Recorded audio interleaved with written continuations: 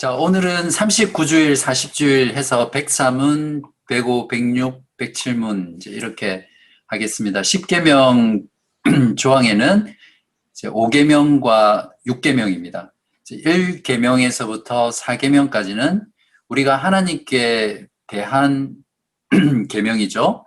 그리고 5계명부터 10계명까지는 하나님께 대한 우리의 태도에 대한 것을 통해서 이제 이웃에 대해서 어떠한 의무를 가지고 있는가라는 이제 부분입니다. 그래서 전에도 제가 말씀을 드렸던 것 같은데 이제 보통 전통적으로는 이제 10계명에 두 돌판이 있잖아요. 그래서 첫 번째 돌판에는 1계명부터 4계명, 두 번째 돌판에는 5계명부터 10계명 이제 이렇게 새겨져 있는 것으로 많이 알고 있는데 여러 가지 학자들이나 또 고대 근동 사회의 어떤 계약서라든지 이런 문서들이 발굴되면서 지금은 대부분 두 돌판에 따로따로 이제 하나님 사랑과 이웃 사랑에 대한 계명으로 분리되어 있는 것이 아니라 이제 10계명 자체가 하나의 돌판에 다 새겨져 있고 이제 똑같은 게 이제 한 부 더 있는 거죠. 그래서 이제 두 부가 같은 게 두 부가 있어서 하나는 이제 하나님 편에서 언약 관계 속에서 지켜야 될 하나님께 대해서 이제 언약궤 안에 들어가 있고요. 또 하나는 이제 이스라엘 백성들이 이제 지켜야 될 문서로서 보관하면서 또 하나를 가지고 있는 이런 형태입니다. 그래서 5계명부터 두 번째는 5계명부터 이웃 사랑에 대한 조항 또는 이웃에 대한 의무 조항이 시작되는 내용입니다. 이런 부분들을 간단하게 이해하고 5계명으로 들어가겠습니다. 먼저 출애굽기 본문에 나오는 5계명을 보면 이렇게 말씀하고 있거든요. 내 부모를 공경하라. 그리하면 내 하나님 여호와가 내게 준 땅에서 내 생명이 길리라. 부모 공경에 대한 규례인데요. 요즘 우리가 살아가는 시대는 권위가 실종된 시대잖아요.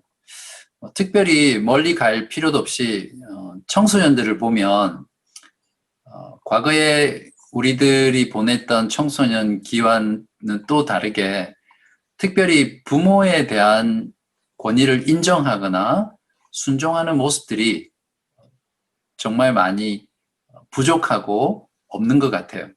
또한 부모들이 10대의 청소년들을 양육해가는 방식에 있어서도 너무 지나치게 아이들 위주로 또 아이들의 자존감을 상하지 않게 해야 되겠다라는 그런 명목하에 부모의 권위와 또 부모의 말씀에 순종하는 것들을 제대로 잘 교육하지 못하고 있는 그런 시대입니다. 이제 그렇게 가정에서 그렇게 되다 보니까 그 아이들이 사회에 나가서 하는 행동이라든지 그런 모든 것들이 결국 권위가 상실된 그런 시대의 모습으로 나타나는 경향이 굉장히 많습니다.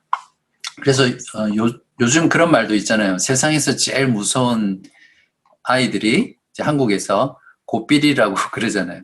절대 건드리면 안 되는 아이들. 어른들이 이제는 고등학생을 두려워하는 그런 시대가 됐죠.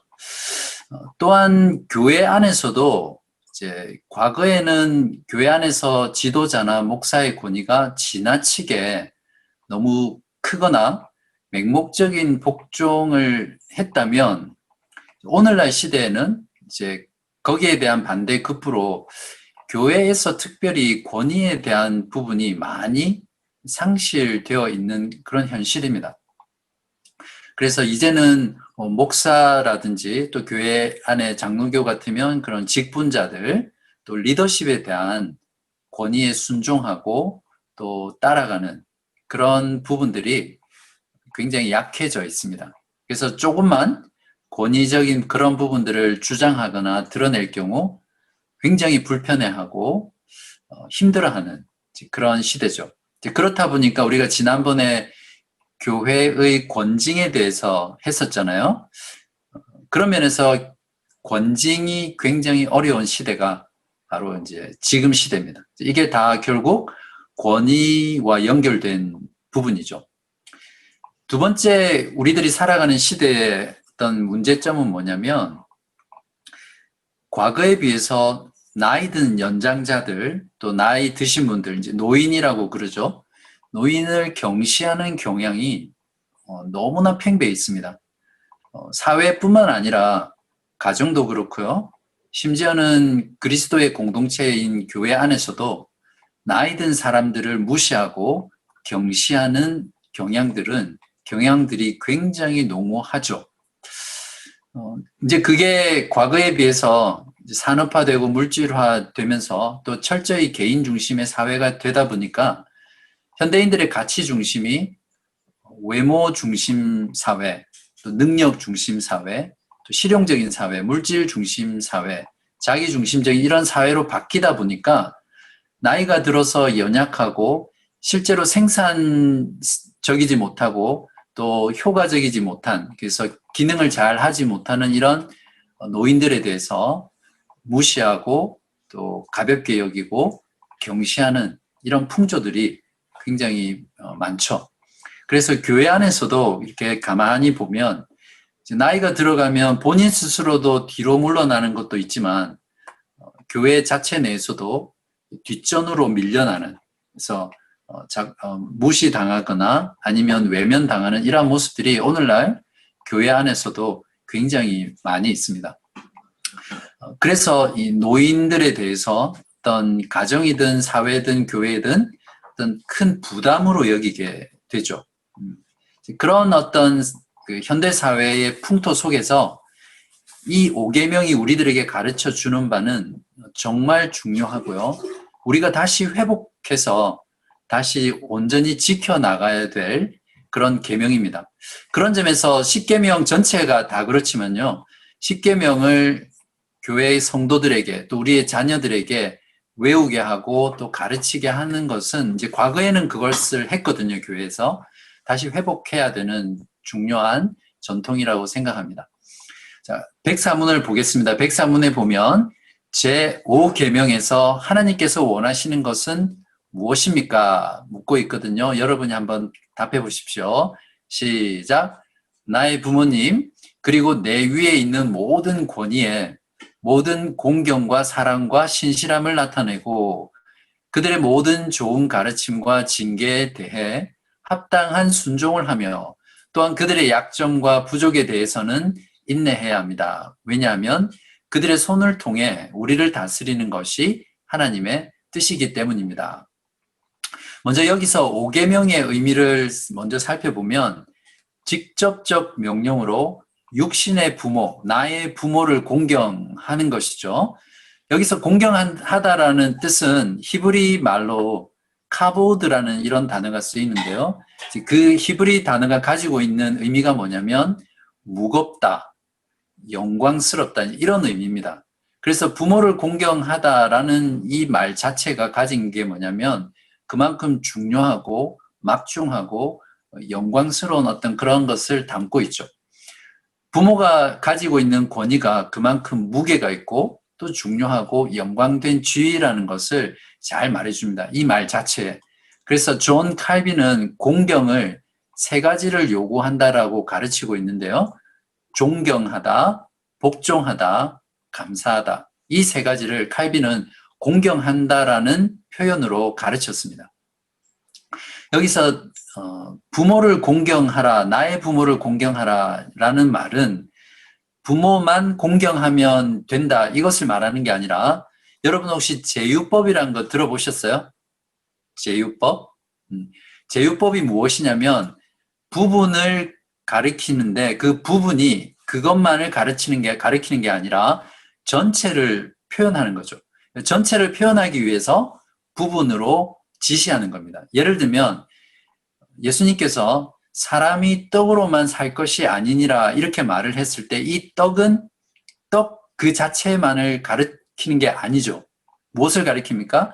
떡이라는 것은 사람이 먹고 살아가는 데 필요한 모든 것을 떡이라는 이 하나를 가지고 전체를 표현하는 것이거든요. 이것이 제유법입니다. 그러니까 부모를 공경하라라는 말은 부모만 공경하는 것이 아니라 부모가 담고 있는 전체, 즉 내 위에 있는 모든 권위 전체를 표현하는 것으로 우리가 이해를 해야 합니다. 그것이 5계명을 잘 이해하는 방법이거든요.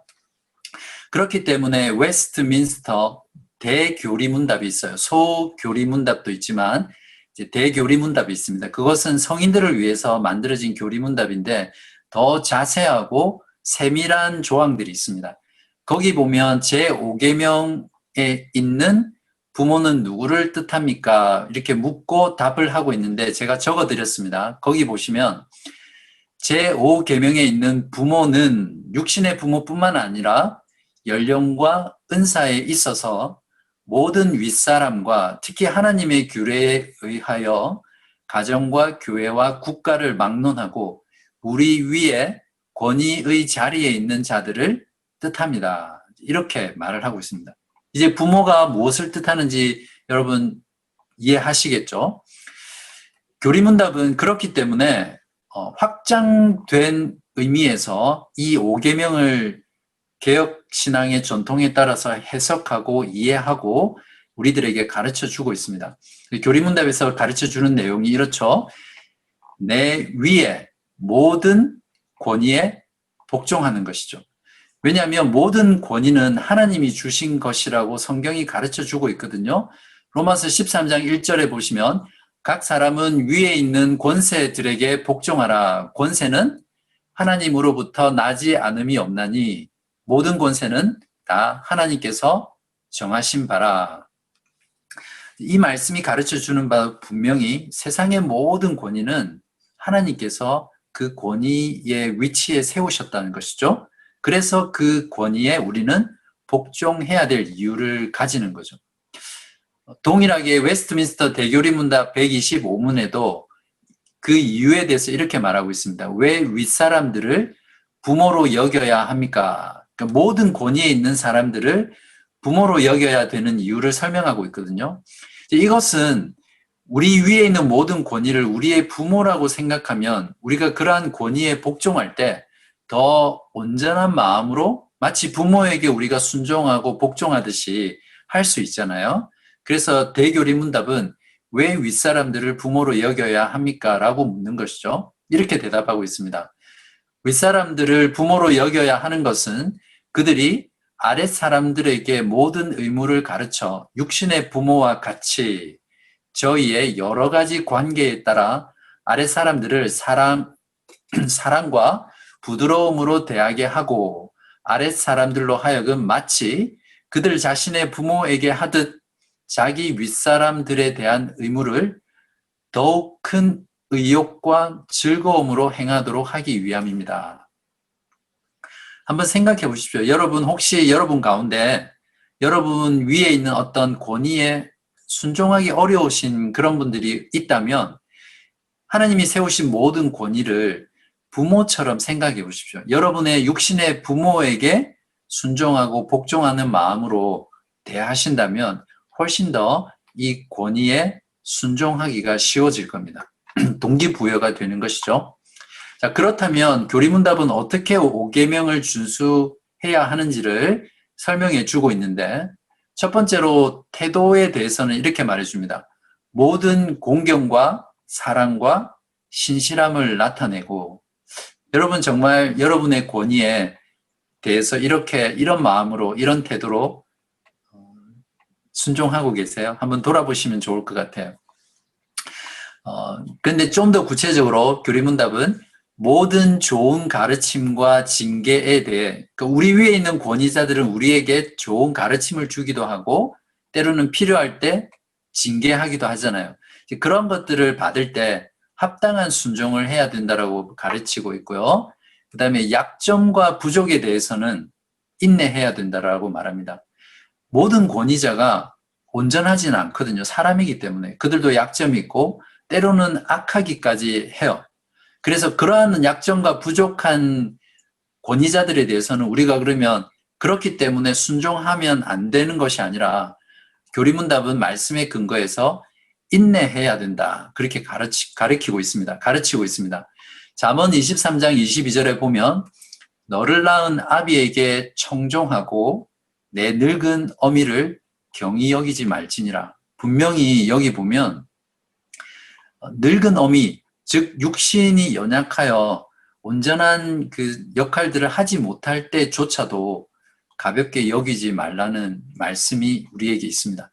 베드로전서 2장 18절 같은 경우에도 사환들아, 여기 종을 말하죠? 아니면 고용인이라고 봐도 될 겁니다. 사환들아, 범사에 두려워함으로 주인들에게, 상전에게, 또 직장 상사에게 순종하되 선하고 관용하는 자들에게만 아니라 또한 까다로운 자들에게도 그리하라. 이렇게 명령하고 있습니다. 부끄러운 고백이지만 제가 이 부분에 말씀에 참 많이 순종을 못했던 것 같습니다. 지지난 설교에 제가 사업을 여러 번 하고 직장을 여러 번 바꾸는데 그러한 과정에서 제가 생각할 때 참 옳지 않은 상사들 또 사장님들 그런 상전들이 있었거든요.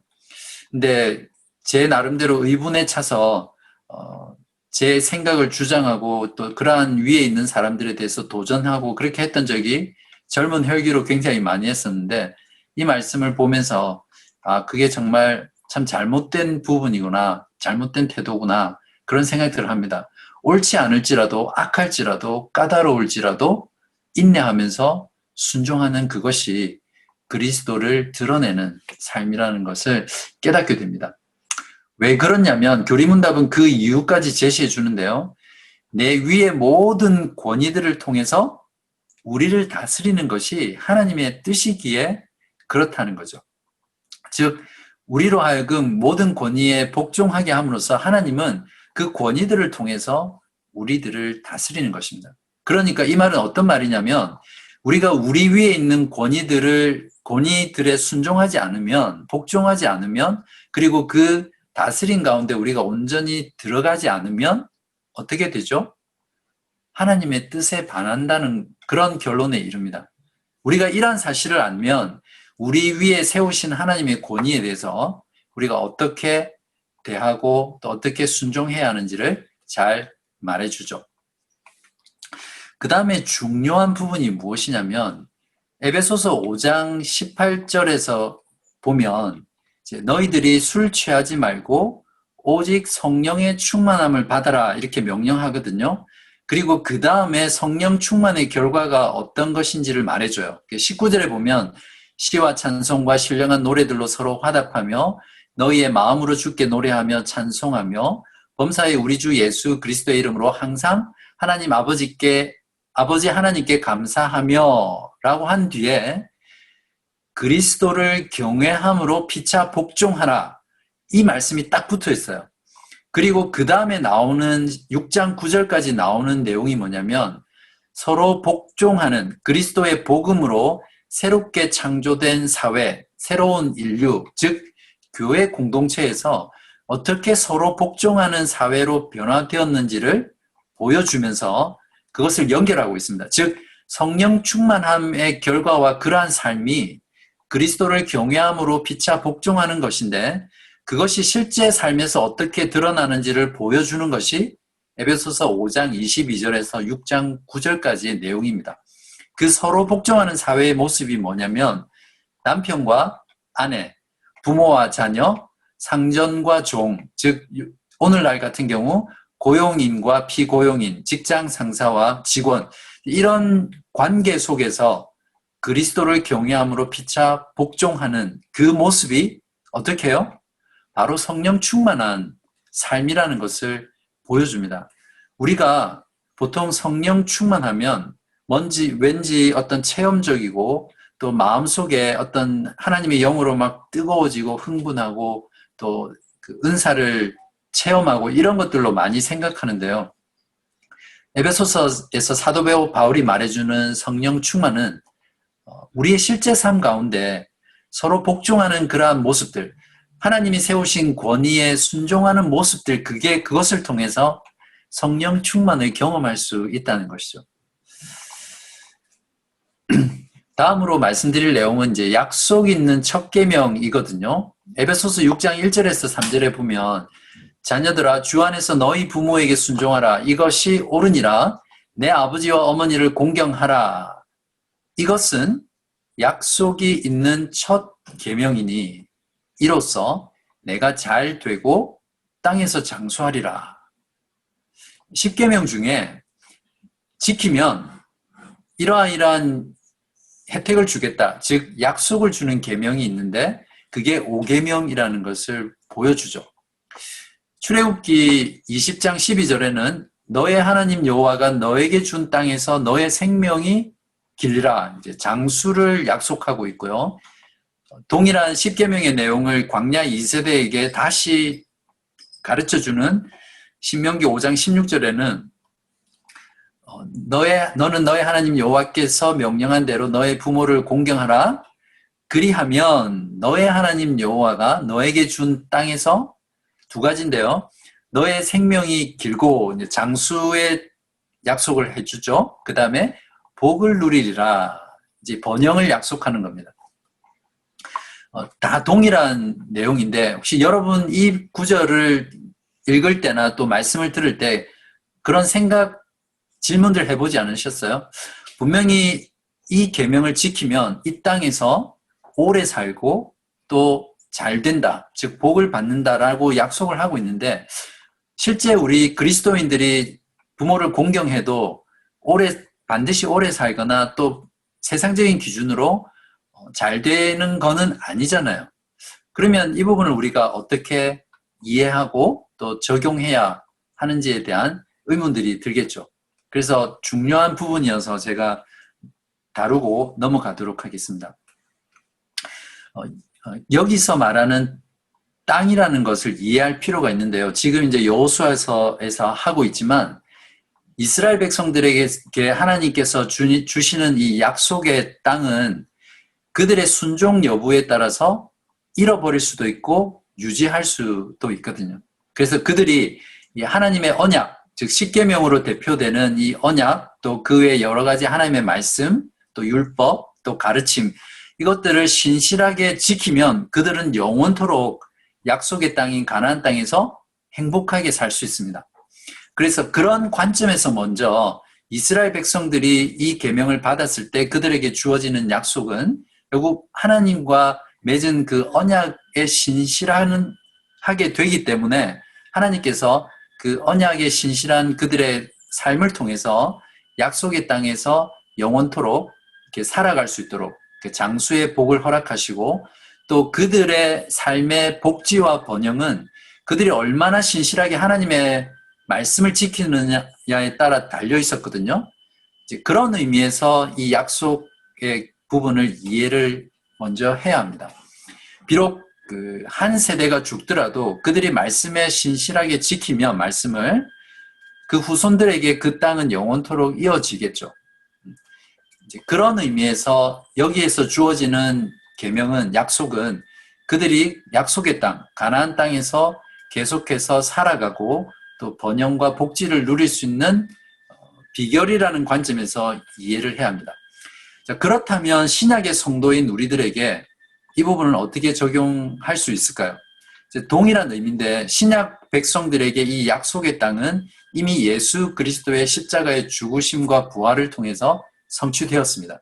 그래서 우리가 믿음을 통해서 예수 그리스도와 연합했기 때문에 지금 우리는 이미 그리스도 안에서 그 약속의 땅에 이미 들어갔죠. 그래서 거기에서 우리가 지금 안식을 누리고 있습니다.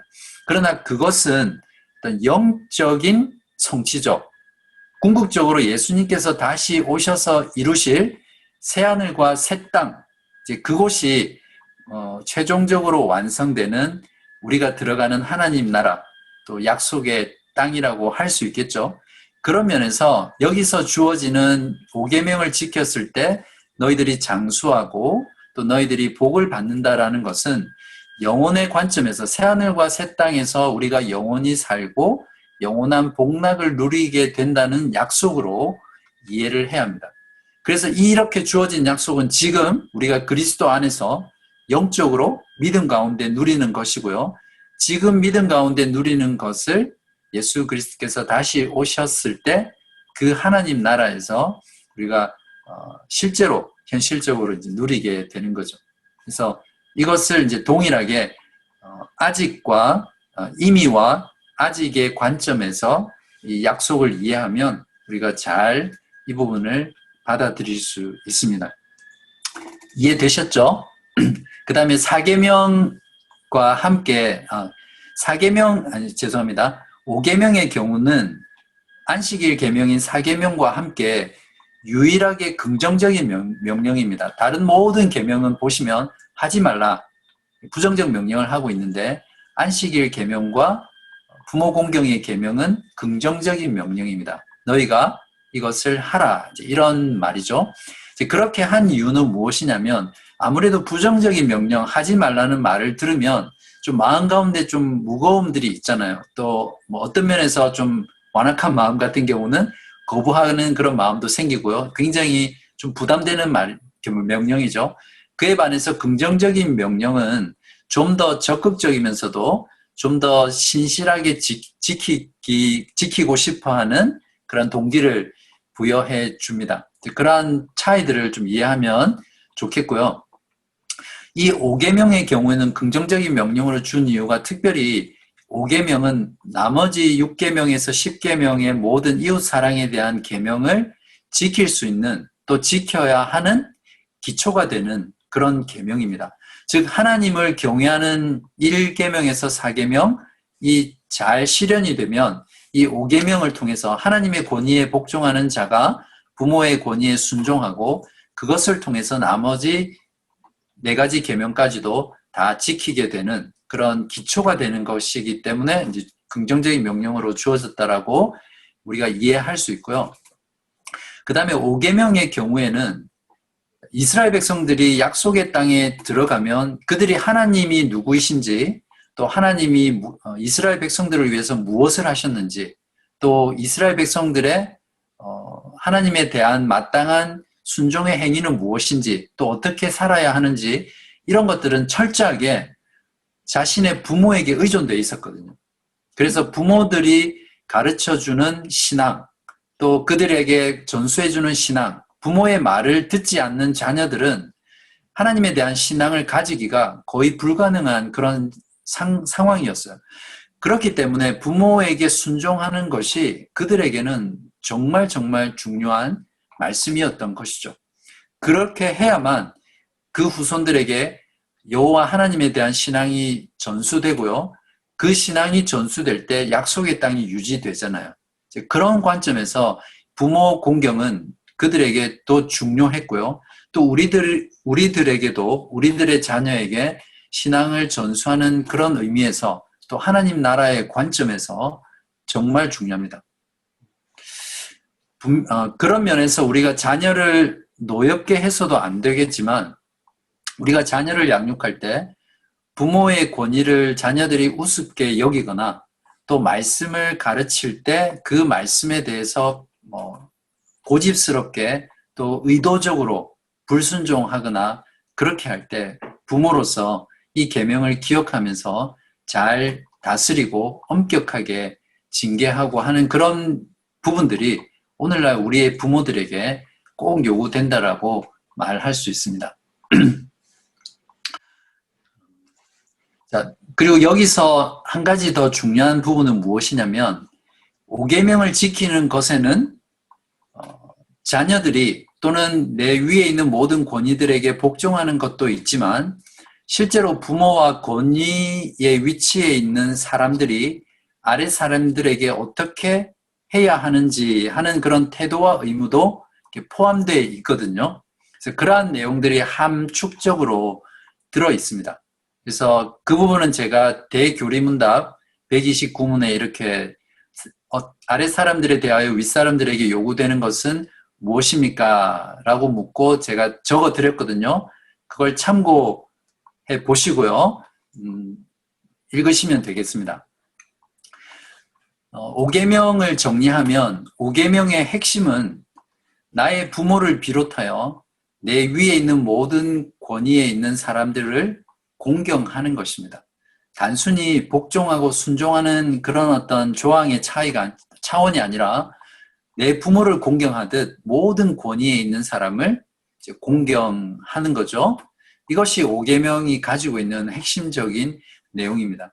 그리고 그러한 공경을 통해서 하나님의 백성들은 하나님 나라의 관점에서 그들의 안녕, 그리고 그들의 복지, 그들의 번영이 보장되거든요. 그래서 우리가 이 땅을 살아가는 그리스도인으로서 우리의 육신의 부모에게 공경하고 권위에 공경할 때 권위 위에 있는 자들에게 우리가 공경하고 감사하고 존경할 때 사실은 우리가 이 땅 가운데 신앙생활을 하면서 우리들의 영적인 번영, 영적인 복, 또 영적인 안녕이 거기에 달려 있습니다.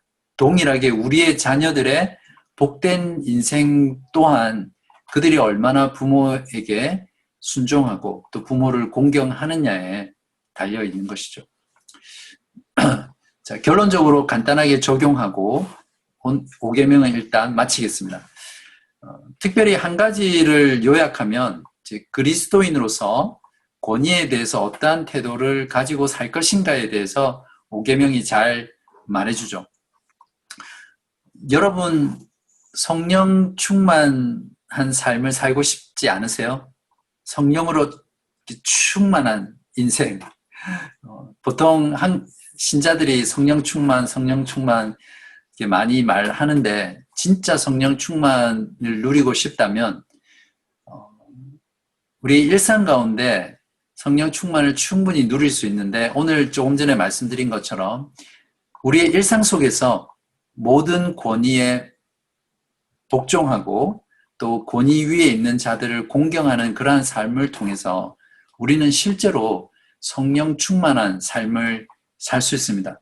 여러분의 가정에서 하나님께서 세우신 권위에 있는 남편을 존중하고 또 공경하고 또 남편은 그리스도 안에서 피차 서로 복종하라고 했기 때문에 또 아내를 그런 마음으로 공경하고 존중해주고 또 여러분의 학교에서 여러분의 교사 또 여러분을 가르치는 사람들 또 교회 안에서도 성도들의 신앙과 삶을 돌아보는 목회자나 또 가르치는 목회자, 교사 또 지도자들, 리더십들 이런 사람들에게 그 사람들이 특별히 나보다 더 낫고 더 뛰어나고 또 지위가 높아서가 아니라 하나님께서 그 권위의 위치에 세우셨기 때문에 하나님께서 그들을 통해서 다스린다는 생각으로 그 권위에 순종하고 또 공경하는 것이죠. 그것이 성령 충만한 삶의 한 큰 축입니다. 이제 두 번째는 하나님 나라의 번영과 번성의 관점에서 여러분들의 부모님들이 여기 계신데 자녀들에게 부모를 공경하고 순종할 수 있도록 사실 티네이저가 되면 가르치기 어려운데 어린 나이 때부터 그렇게 가르치고요. 무엇보다 자녀들은 부모의 뒷모습을 보고 배운다고 하잖아요. 여러분이 자녀들에게 부모에게 순종하고 부모를 공경하는 모습을 가르치고 싶다면 여러분이 여러분의 부모를 공경하고 여러분의 부모님께 순종하는 그런 모습들을 보여주면 자녀들도 자연스럽게 그 순종의 모습들, 부모를 공경하는 모습들을 배울 수 있겠죠. 그리고 부모님들은 자녀들을 말씀으로 잘 가르치고 또 순종하게 하는 것이 이 5계명을 우리가 지키는 그런 중요한 의미라고 결론 지을 수 있겠습니다. 제40주일 백오문 제6계명 6계명은 출애굽기 20장 12절에 나와 있는데요. 뒷부분에 살인하지 말라 이렇게 짧습니다. 그래서 이 짧은 살인하지 말라라는 하나님의 말씀 속에 어떤 내용이 들어있는지 한번 같이 살펴보겠습니다. 어떠세요? 여러분은 살인하지 말라라는 이 6계명을 잘 지키고 계시죠? 보통 살인하지 말라라는 이 부분은 살인이라는 거는 정말 악한 범죄자 아니면 잘 해당되지 않는 계명이죠. 그래서 대부분은 살인하지 말라라는 계명은 나한테는 별로 해당되지 않는다. 또 나하고는 무관한 계명이다. 그렇게 많이 생각하고 있고 또 잘 지키고 있다. 이렇게 생각합니다. 대체로. 맞습니까? 그러나 오늘 교리문답을 공부하고 나면 우리 모두가 어쩌면 하나님의 은혜의 보좌 앞에 그리스도를 힘입어 나가야 될지 모릅니다. 그래서 마음의 준비를 잘 하시고 들으시기 바랍니다. 105문에서는 제6계명에서 하나님께서 원하시는 것은 무엇입니까? 이렇게 묻고 있고요. 답을 합니다. 같이 한번 읽어보겠습니다. 시작. 내가 이웃의 명예를 훼손하거나 그들을 미워하거나 해치거나 죽이지 않기를 원하십니다. 나는 생각이나 말이나 몸짓으로 무엇보다도 행동으로 그리 해서는 안 되고 다른 사람을 시켜서 해도 안 되며 오히려 모든 복수심을 버려야 합니다. 더 나아가 자기 자신을 해쳐서도 안 되고 부주의하게 위험에 빠뜨렸어도 안 됩니다. 그러므로 살인을 막기 위해서 국가는 또한 칼을 가지고 있습니다. 살인하지 말라라는 이 명령 가운데 굉장히 많은 내용들이 있죠. 먼저 왜 살인을 하면 안 됩니까? 사람을 죽이는 것이 왜 나쁘죠? 이렇게 여쭤본다면 대부분은 사람 목숨이 중요하기 때문이다. 그렇게 대답을 할 겁니다. 그러면 왜 사람 목숨이 중요하죠? 왜 사람 목숨이 중요합니까? 여러분 잘 보시면 아시겠지만 6계명 살인하지 말라라는 이 계명을 제일 처음 성경 가운데 주신 것은 창세기 9장에 노아 홍수 심판 이후에 주어지거든요. 창세기 9장 1절에서 7절 내용을 쭉 보시면 그 중에 6절에 보시면 이런 말씀이 있습니다. 다른 사람의 피를 흘리면 그 사람의 피도 흘릴 것이니 이는 하나님이 자기 형상대로 사람을 지으셨습니다. 여기 위에 보면 1절에 이런 말씀이 있습니다. 하나님이 노아와 그 아들들에게 복을 주시며 그들에게 이르시되 생육하고 번성하여 땅에 충만하라. 이 명령은 창세기 1장 28절에도 나와 있죠. 하나님께서 천지를 만드시고 인간을 가장 나중에 만드신 뒤에 인간들에게 창조하신 창조 세계를 다스리고 관리할 수 있는 권한을 줍니다. 위임 명령을 주시죠. 그러면서 인간들에게 생육하고 번성하라 그리고 충만하라고 말씀해 줍니다. 동일한 말씀을 하고 있고요. 그 가운데 살인하지 말라라는 명령이 6절에 주어져 있거든요. 단순히 사람의 생명이 소중하기 때문에 6계명을 지켜야 한다라는 것은 성경의 관점에서 보면 설득력이 없습니다. 왜냐하면 하나님께서 이미 지금 이 명령을 주신 때가 언제입니까? 세상 가운데 있는 모든 인간을 물로 다 쓸어버린 심판하신 얼마나 많은 인간들이 죽었겠습니까? 바로 그러한 홍수의 심판 이후에 주신 살인하지 말라는 명령이거든요. 또한 하나님께서는 소돔과 고모라를 유황불로 완전히 심판하셨잖아요. 또한 출애굽시킨 광야 1세대는 여호수아와 갈렙을 제외하고는 모두 다 광야에서 다 죽었습니다. 죽은 이유는 그들이 하나님을 불신앙했고 불순종했기 때문에 하나님께서 다 죽이신 거거든요. 그런 관점에서 보면 하나님 앞에서는 그리스도가 없는 인간은 하나님의 진노와 심판의 대상일 뿐입니다. 그렇기 때문에 단순히 사람의 생명이 소중하기 때문에 우리는 살인하지 말아야 한다라는 것은 설득력이 없는 것이죠. 우리가 살인을 하지 말아야 하는 근본적인 이유는 인간의 가치가 어디에 있습니까? 하나님의 형상으로 창조되었기 때문에 사람의 생명이 소중한 것이고요. 살인하지 말아야 합니다. 창세기 1장 28절 그리고 노아 홍수 이후에 주어진 지상 명령이 무엇이냐면 하나님의 형상으로 창조된 인간을 하나님께서는 그 땅 가운데 생육하고 번성하고 땅에 충만하면서 다스리는 복을 주시기를 원하셨고 그것이 하나님께서 인간을 하나님의 형상으로 창조하신 목적입니다. 그러니까 하나님께서 창조하신 인간이 그러한 복을 누리면서 하나님이 주신 땅에서 영원토록 사는 것이 하나님의 본질적인 의도죠. 그렇기 때문에 이러한 복을 누리기 위해서는 인간이 인간을 서로 죽이게 되면 이러한 복을 결코 누릴 수가 없잖아요. 그러한 이유 때문에 우리는 인간의 생명을 소중하게 여겨야 하고 결코 살인을 하지 말아야 된다라고 분명하게 이야기할 수 있습니다. 이제 구체적으로 6계명이 요구하는 것이 무엇인가라는 것을 살펴볼 텐데요. 교리문답은 단순히 살인이라는 행위를만을 말하는 것이 아니라 그 의미와 범위를 확장해서 이해하고 우리들에게 6계명이 요구하는 것을 가르쳐 줍니다.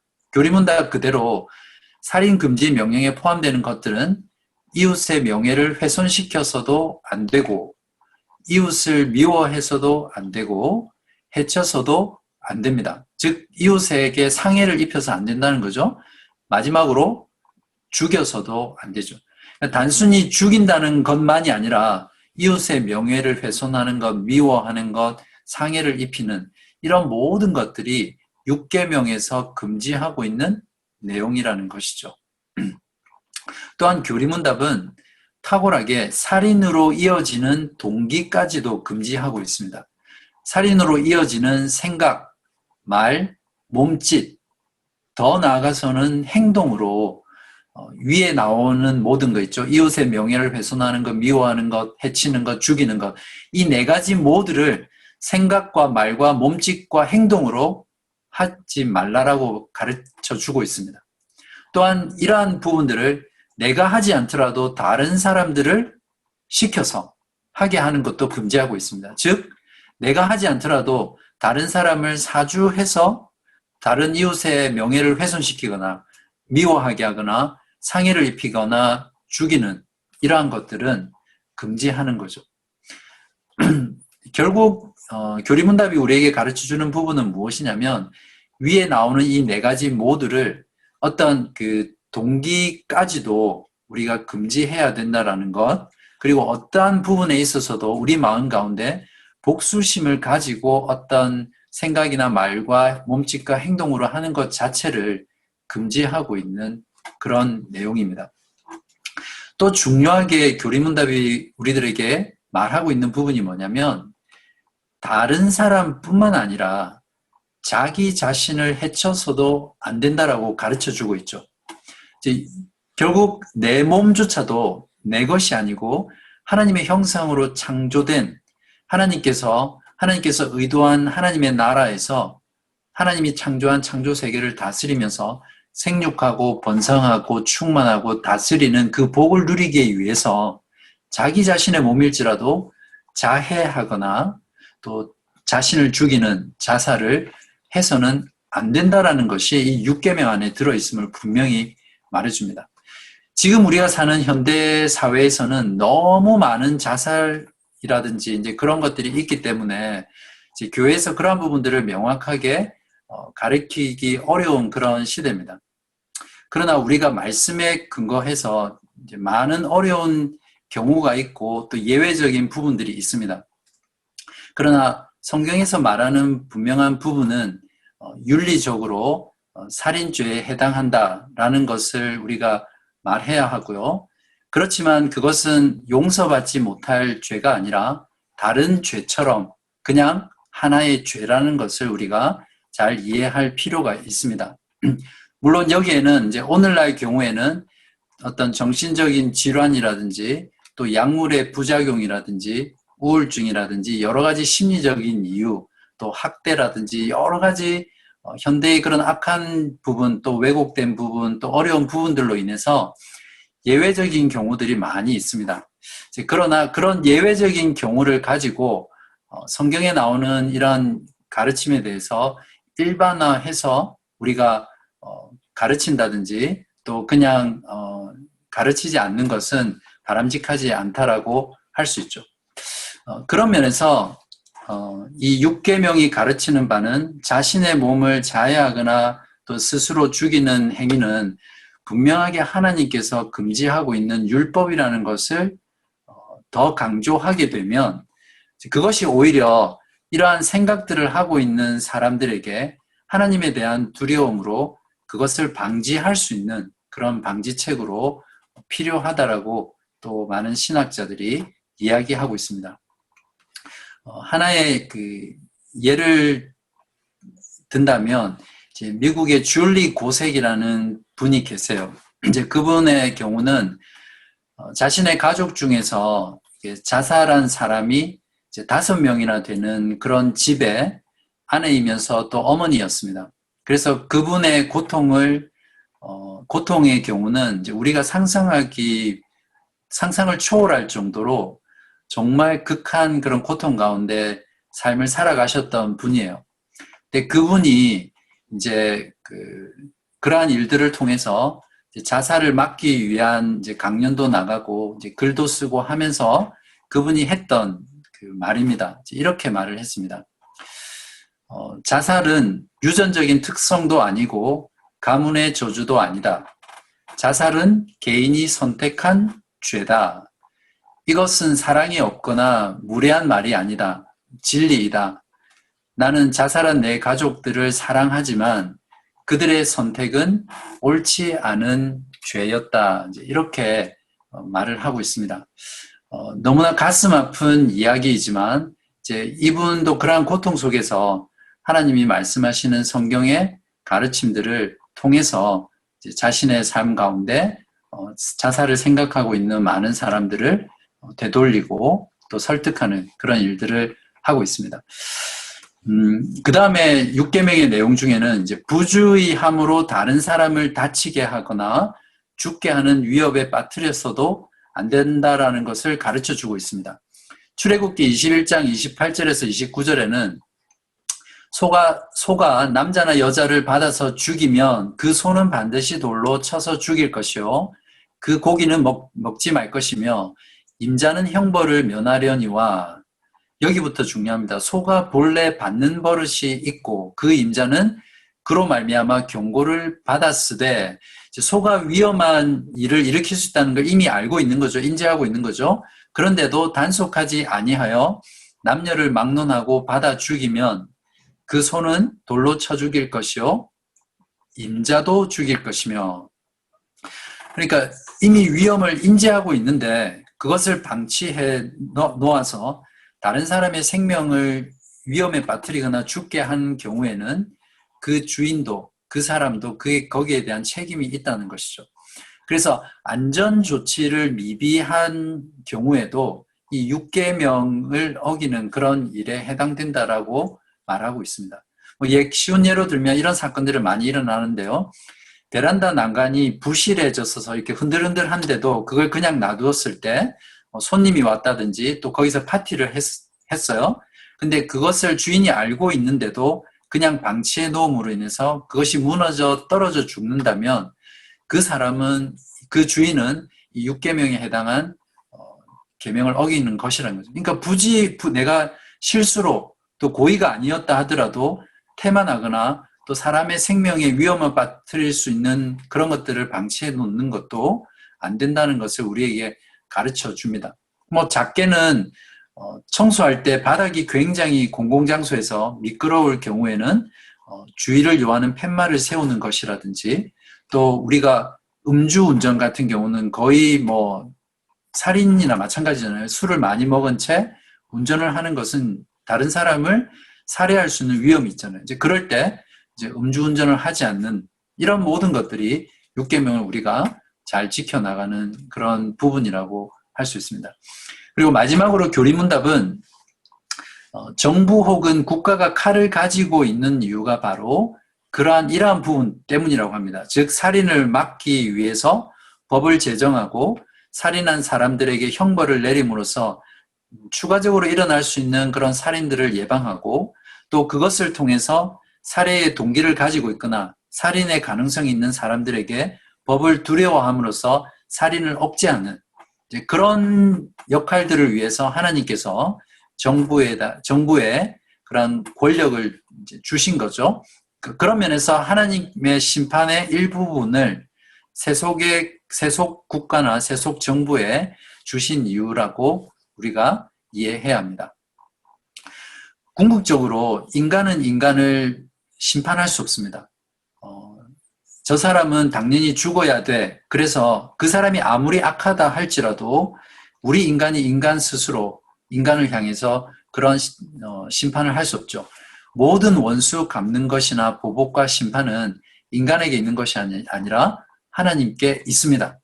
그것이 기본적인 전제인데 하나님께서는 그 역할을 세속 국가에 살인을 방지하고 백성들을 보호하고 예방하기 위해서 주셨다는 것, 그것을 우리가 이해할 필요가 있고요. 교리문답은 그러한 부분을 우리들에게 가르쳐 줍니다. 이제 여기에서 우리가 깊이 생각해 보아야 될 부분이 무엇이냐면, 인간의 목숨을 빼앗는 모든 행위가 살인은 아니라는 것입니다. 살인이 허용되는 때가 있어요. 제가 아웃라인에 적어드려서 좀 보셨으면 아시겠지만, 먼저는 이제 정당방위죠. 출애굽기 22장 2절에 보면 도둑이 뚫고 들어오는 것을 보고 그를 쳐 죽이면 피 흘린 죄가 없으나, 정당방위입니다. 그러나 해 돋은 후에는 피 흘린 죄가 있으리라. 그러니까 지나치게 죽이지 않아도 되는데 정당방위라는 명목하에 다른 사람을 죽이면 이제 그것은 반드시 죄라는 것을 말하는 거죠. 6계명을 범한 것으로 말하는 거죠. 이렇게 정당방위의 경우는 살인이 아닐 수 있는 허용되는 경우입니다. 두 번째는 이제 전쟁이 허용되는 경우가 있습니다. 특정한 상황에서 평화를 지키기 위한 전쟁에 나가는 것은 이제 지금 같은 경우는 전쟁이 거의 많이 없지만 다른 세계 여러 나라 가운데 지금도 내전이라든지 전쟁이 많죠. 그러나 이제 국제적인 전쟁은 있지만 과거에 우리들이 경험했던 그런 전쟁의 경우는 많이 없는데, 아무튼 군인으로서 나라의 부름을 받아서 전쟁에 나가게 되면 부득이하게 살인을 해야 되잖아요. 적군을 쏘아서 죽여야 되고, 또 우리 군대를 보호하고 국민을 보호하기 위해서는 이제 살인을 할 수밖에 없는데, 그러한 평화를 지키기 위한 전쟁의 경우에는 이제 허용된다라고 할 수 있습니다. 그리고 타국의 침략에 방어하기 위한 그러한 전쟁 또한 이제 그런 경우엔 살인이 허용되는 경우죠. 그러나 중요한 것은 무엇이냐면, 잘못된 전쟁이 있죠. 침략한다든지 또 자국의 이익을 위해서 다른 나라를 침략하는 이라크 침략이라든지 이런 여러 가지 나의 나라에 다른 나라가 침략해서 우리 백성들을 죽이고 안녕을 위협하고 빼앗으려고 하는 그런 방어적인 전쟁은 허용하지만 그 외의 모든 전쟁은 살인에 해당되는 그런 경우고요.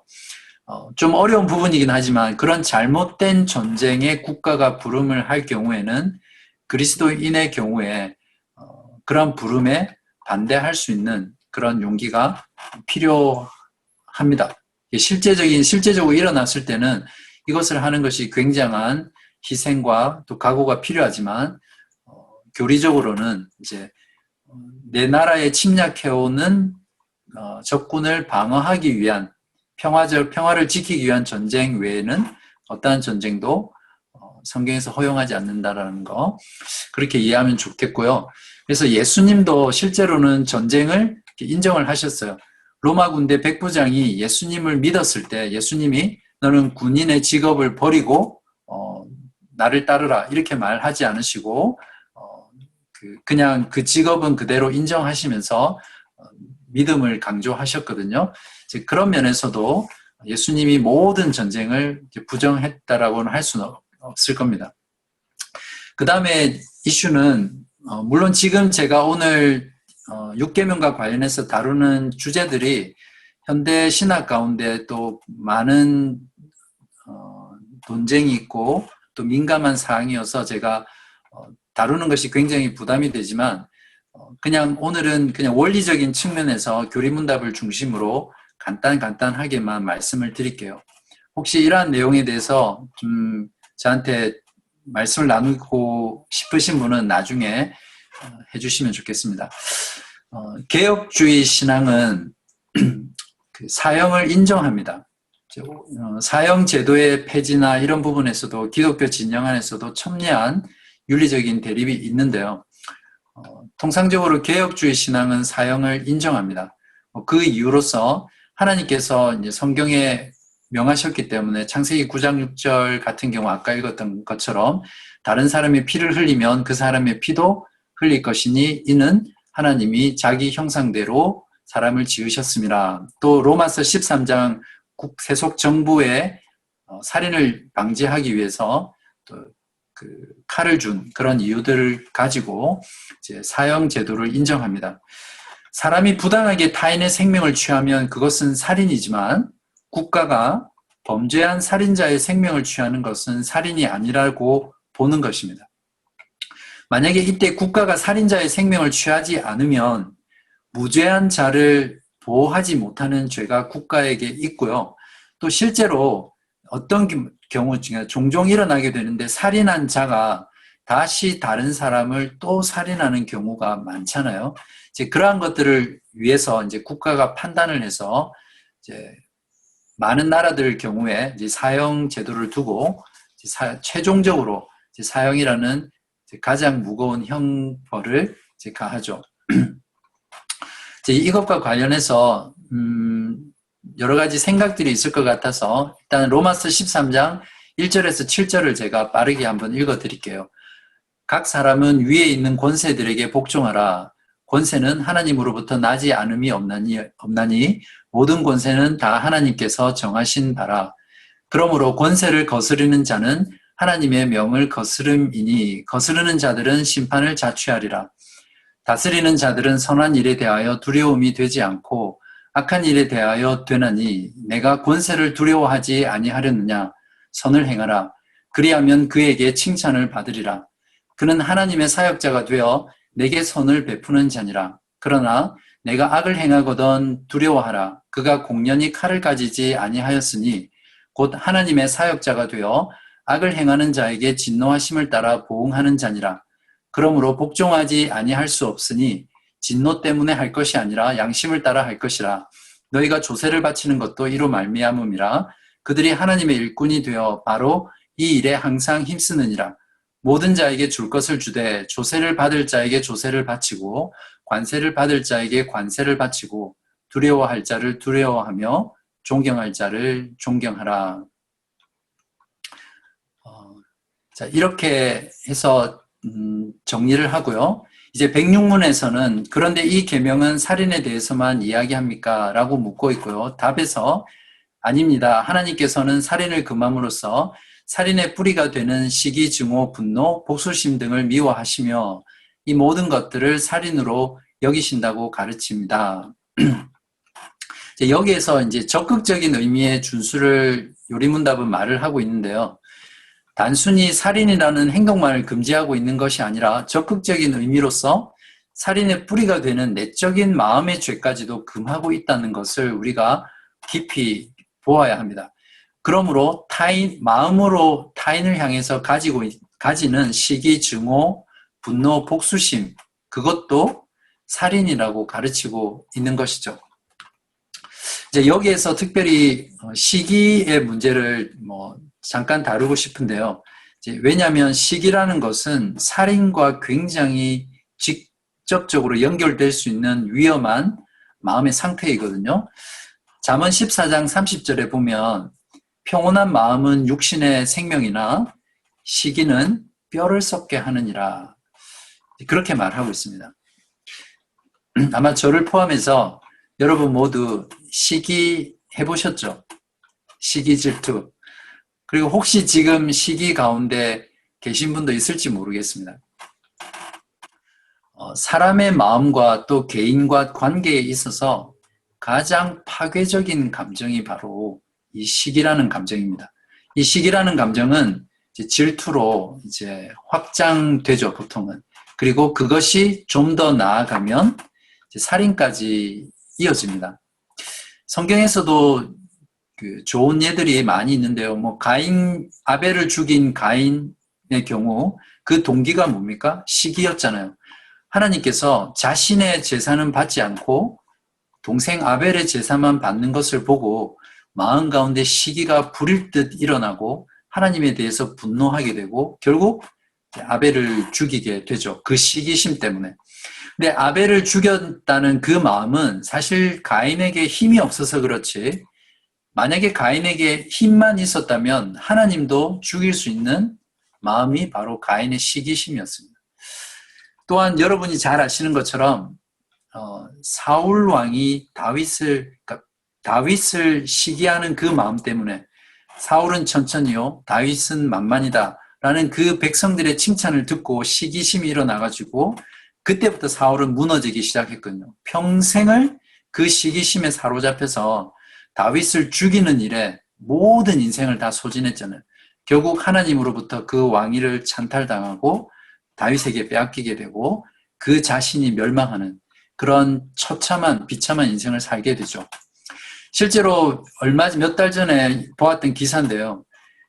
자신이 정말 친한 친구, 여자친구예요. 여자친구인데 그 친구가 남편과 너무 행복하게 기쁘고 즐겁게 사는 것이 시기심이 난 거예요.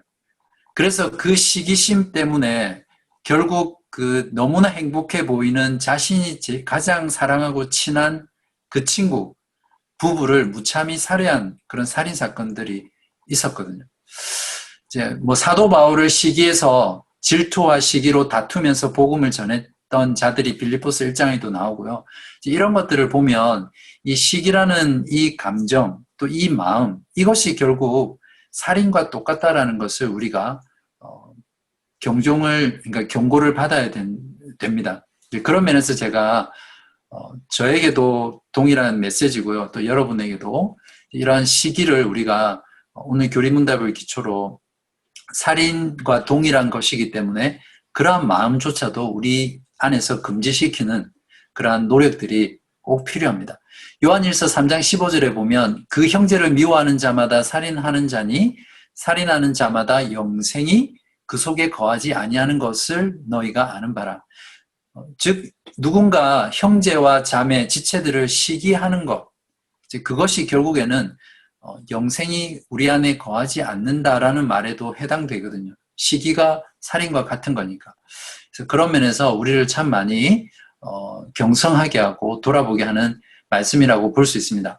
자, 그렇다면 이런 살인의 동기와 뿌리가 되는 마음이 들 때 우리가 어떻게 해야 됩니까? 그런 시기심, 질투심, 또 분노 이런 것들은 어떻게 보면 우리 안에 저절로 생기는 것들이잖아요. 막 우리가 생겨야지 해서 생기는 것이 아니라 이제 그런 마음이 들었을 때 우리가 어떻게 해야 됩니까?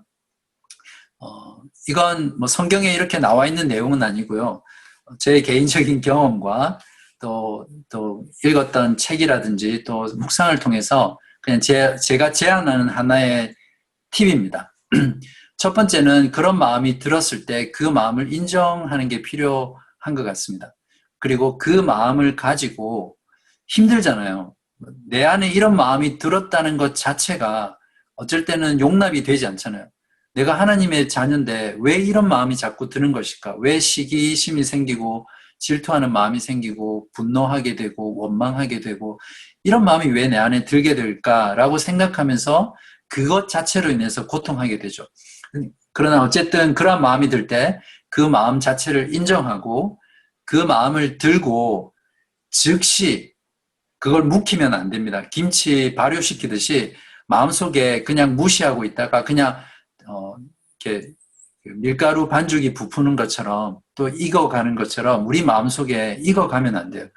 그 즉시 그 마음을 들고 하나님께 나아가서 씨름해야 합니다. 하나님께 그 마음을 내어놓고 하나님께서 다루어 달라고 성령께서 내 안에서 그 마음을 새롭게 해달라고 이렇게 기도로 또 하나님의 말씀으로 하나님 앞에 나아가서 씨름해야 합니다. 그러한 시간들이 그 한 번으로 그것이 해결되지 않지만 우리의 신앙생활 가운데 그러한 마음을 들고 하나님 앞에 나아가는 것이 우리의 영적인 전쟁이고 또 영적인 씨름이거든요. 그것이 굉장히 중요합니다. 묵히지 마시고 하나님께 그 마음을 인정하고 그대로 고백하고 다루어 달라고 간구하는 그것이 필요하고요. 그 다음에 동시에 감정은 우리가 컨트롤할 수 있는 거거든요. 감정을 우리가 감정에 이끌려 가는 것이 아니라 우리의 말씀으로 우리가 새롭게 되고 또 우리의 의지가 새롭게 되면 우리 안에 있는 그런 감정들도 얼마든지 다스려 나갈 수 있습니다. 감정도 습관이고 훈련이기 때문에 다스릴 수 있거든요. 그래서 의지적인 노력과 결단이 필요하고요. 그러한 노력 가운데 하나님의 선한 마음, 하나님의 선한 생각들로 그것을 채워나가는 것이 굉장히 중요합니다. 뭔가를 비우게 되면 그것을 그대로 놔두면 다른 것들로 채워지거든요.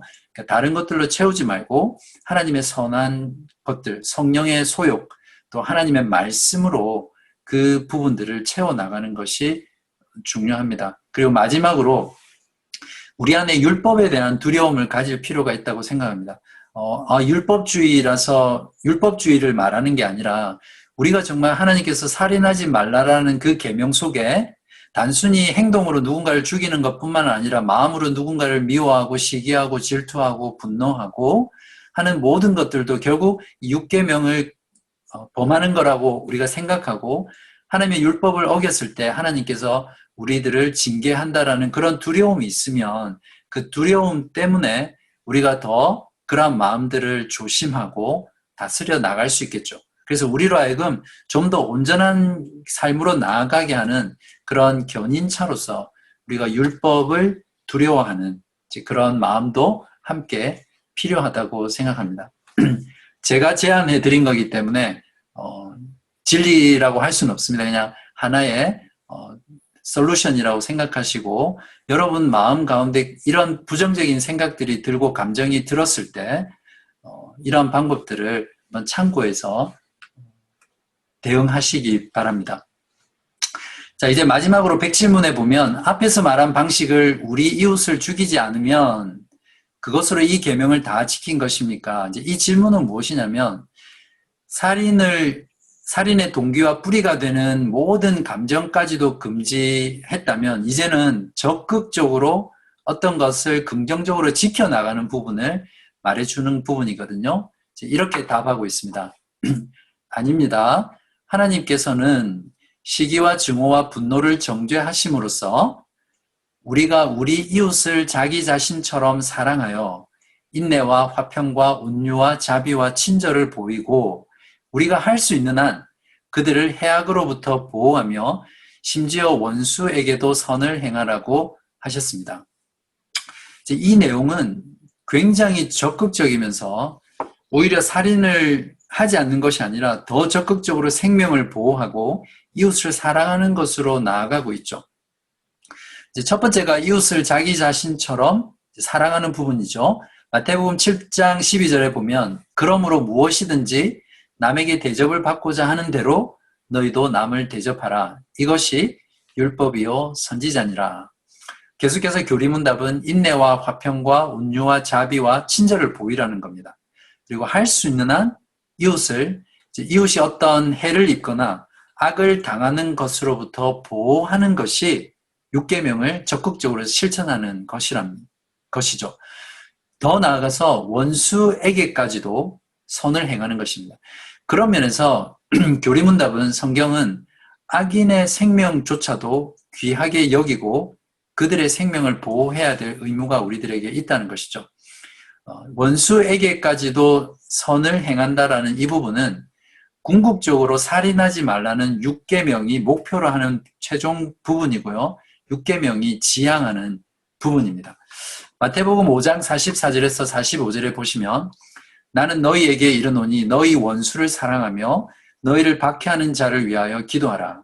이같이 한즉 하늘에 계신 너희 아버지의 아들이 되리니 이는 하나님이 그 해를 악인과 선인에게 비추시며 비를 의로운 자와 불의한 자에게 내려주심이라. 그러니까 하나님은 악한 자든 선한 자든 의로운 자든 불의한 자든 동일한 은혜 가운데 그 해를 비추신다는 거죠.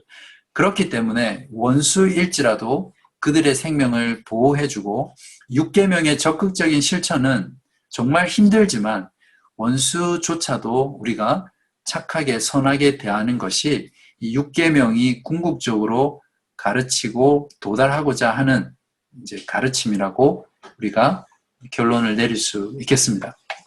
자, 이제 남은 시간 동안 제가 오늘 한꺼번에 너무 많은 민감한 부분을 다루어서 어쩌면 여러분 마음을 불편하게 할지도 모르겠다는 생각이 드는데 중요한 건 이 육계명에서 말하고 있는 부분을 이제 다루기 때문에 제가 간단하게 원리적인 측면만 말씀을 드리겠습니다. 육계명의 현대의 실천사항 부분인데요. 사실 좀 민감한 부분이고 윤리적으로 여러 가지 복음주의 진영 안에서도 논란이 되는 부분이기 때문에 되게 조심스럽지만 저는 일단 교리문답에서 가르치는 내용을 근거로 또 개혁신앙의 내용을 근거로 또 제가 옳다고 생각하는 부분들을 근거로 말씀을 드리겠습니다. 이제 6계명 살인하지 말라라는 그 생명의 원리 또 생명 존중의 원리 그런 측면들을 우리가 교리문답을 통해서 잘 배웠는데요. 그러한 내용들을 근거로 한다면 우리가 첫 번째로 오늘 우리가 살아가는 시대에 낙태에 대한 문제들이 첨예하게 대립하고 있잖아요. 심지어는 복음주의 진영에서도 이제 그러한 부분들이 갈리고 있는데 낙태는 어떠한 경우에 있어서도 허용해서는 안 된다라는 것입니다.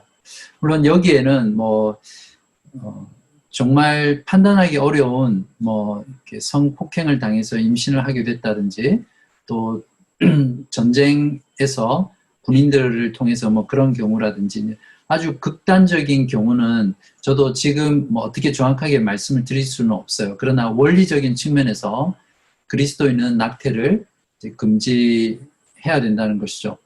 이제 언제부터 생명인가라는 이것이 이제 중요한 부분인데요. 언제부터 생명인가를 정하는가에 따라서 임신 몇 주부터는 낙태가 되지 않고, 그러니까 생명이 아니니까 태아세포가 임신 10주다. 그러면 10주 그때는 그냥 하나의 태아세포니까 생명체가 아니다 하게 되면 그때 있는 태아세포는 다 죽일 수 있는 거죠. 이제 언제부터 생명인가를 정하는 기준에 따라서 언제부터 낙태가 가능한지 또 낙태가 허용되지 않는지 이제 이런 것들이 법적으로 정해지게 되는데 성경은 분명히 말하기를 수태되는 순간 남자의 정자와 여자의 난자가 만나 수정이 되는 순간부터 좀 더 구체적으로 생물학적으로 보면 23개의 남성, 여성 염색체가 결합되어서 태아세포가 되는 그때부터 실질적으로 생명체라는 것이죠. 출애굽기 21장 22절에서 25절에 보면 임신한 여인을 쳐서 낙태하게 했을 경우에도 생명은 생명으로 눈은 눈으로 이제 이렇게 하면서 임신한 여인의 그 태아조차도 귀중한 생명체로 인정을 하고 있고 거기에 대한 율법들을 제시해 주고 있거든요. 예수님의 경우에도 마찬가지죠. 예수님은 부부 관계를 통해서 수태되신 분이 아니시잖아요. 성령으로 수태되셨는데 만약에 그때 마리아가 그러한 어떤 임신 사실을 알고 낙태를 시켰다면 그것은 하나님의 구원 계획에 있어서 엄청난 일이 되는 것이죠. 그래서 성경의 경우에는 그리고 다윗의 시편에 보면 그런 고백들이 많이 나옵니다. 태중에서 하나님께서 나를 아셨고 그래서 그러한 여러 가지 성경의 말씀들을 근거해 보면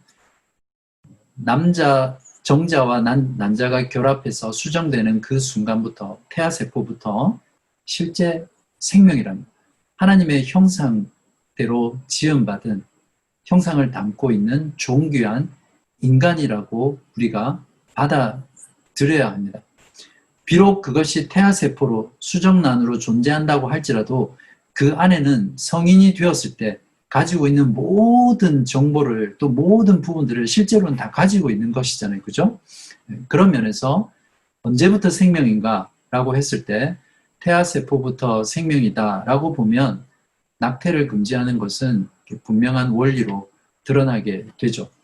이제 그런 면에서 이제 요즘 같은 경우는 이제 결혼한 부부가 임신이 되지 않을 경우 임신을 할 수 있는 다양한 방법들이 있잖아요. 의술이 발달해서. 그 중에 시험관 아기의 경우에는 이제 이런 그 생명 윤리의 기준에 보면 문제가 굉장히 많은 방법입니다. 체외 수정, 제가 의사가 아니기 때문에 전문적인 건 잘 몰라요. 그냥 신학교에 있을 때 그 전문가가 오셔서 강의를 하고 또 거기에 대한 대안들을 제시한 이제 그 부분이 제일 큰 부분인데 체외 수정을 해서 임신을 하게 하는 기술인데 문제점이 뭐냐면 수정란 하나만을 사용하지 않고 여러 개의 수정란을 만들잖아요. 그리고 그렇게 여러 개 만든 수정란을 전부 사용하면 문제가 안 되는데 임신에 성공한 한두 개의 수정란을 제외하고는 나머지는 다 버리게 됩니다. 이게 결국 죽이게 되는 거죠. 그리고 폐기 처분하고 이제 아무리 뭐 이 기술 자체를 윤리적으로 사용한다고 하더라도 이러한 방법 자체가 가지고 있는 문제점 때문에 많은 비윤리적인 일들이 실제로 지금 일어나고 있습니다. 예를 들면 이러한 사용하지 않는 수정란을 거래한다든지, 그러니까 사고 파는 거예요. 그리고 오늘날 같은 경우는 유전자 검사를 통해서 아주 우수한 유전자, 뭐 예를 들면 아빠가 키가 엄청 크고 엄마는 머리가 좋다. 그러면 그 두 개의 유전자를 이렇게 담고 있는 태아세포를 선택해서 착상을 시키고 나머지는 다 버리는 거예요. 쉽게 말하면 인간을 만드는 거예요. 유전자를 가지고. 이제 그런 비윤리적인 일들이 실제로 일어나고 있고요. 또 어떤 경우에 호주의 이제 IVF라고 그러나요? 시험관 아기를. 이걸 해서 성공한 엄마가 사용하지 않는 수정란을 가지고 이제 태아세포를 이렇게 투명한 이런 그 목걸이 같은 걸로 만들어서 액세서리로 그걸 기념으로 이렇게 막 자랑하고 페이스북에 올리고 이런 것들을 봤거든요. 그러니까 얼마나 지금 세상 가운데 이런 그 생명의 윤리가 타락해 있는지 우리가 잘 알 수 있죠. 이제 그런 면에서 시험관 아기는 그리스도인이 선택하지 말아야 할 그런 자녀를 가지기 위한 방법이죠. 물론 자녀를 가지고 싶지만 가지지 못한 부부에게는 참 큰 고통이죠. 그래서 실제로 그리스도인들 가운데도 이제 이러한 방법들을 통해서 자녀를 가지는 경우가 많은데요. 우리가 이러한 말씀을 잘 순종하고 또 하나님의 주권을 인정한다면 이러한 부분들을 우리가 선택할 때 많은 기도와 고민과 또 씨름을 통해서 결정해야 될 거고요. 대안으로서는 이제 입양을 많이 권면합니다. 자녀가 없을 때 꼭 내 혈연으로 태어나는 자녀만이 나의 자녀다. 이제 이런 생각들을 전환하면 물론 고통스럽지만 이제 자녀를 입양하는 이제 그런 부분들이 참 좋은 방법 중에 하나라고 할 수 있습니다.